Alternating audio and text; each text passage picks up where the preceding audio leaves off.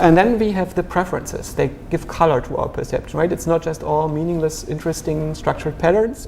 There is something going on that is relevant to us, because it can give us pleasure and pain. And these preference relationships, they tell us how certain things deviate from a target instead of just measuring them absolutely, right? So, in some sense, this measurement that is not absolute but relative is an identification, where you think something should be like this instead of it's like this. And this is where we could say within the model there are motivations. Yes. And the motivations guide us towards the preferences. Yes.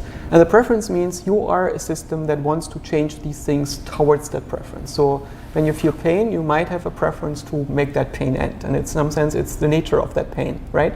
Or if you feel that you live in a world that is not just, you might feel a pain that directs you on making it more just. And you identify with this. You realize I'm a system that is directed on making the world more just.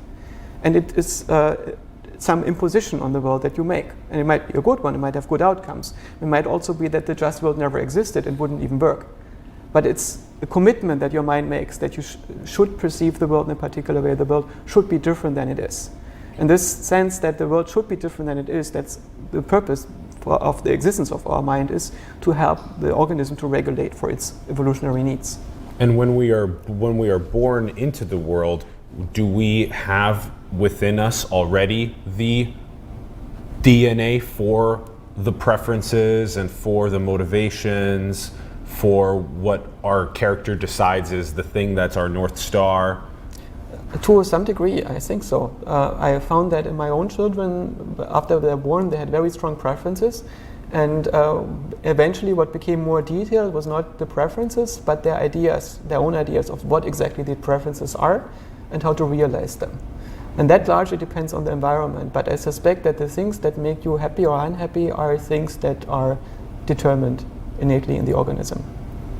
Yeah. And also makes sense, right? Because motivation is not adaptive, it's resistive. Motivation is how you resist physics and society and everything else. It's not to give in, just resolve into a puddle on the ground. It's where you push against reality. It's where you regulate. So it needs to be innate. It cannot be adaptive.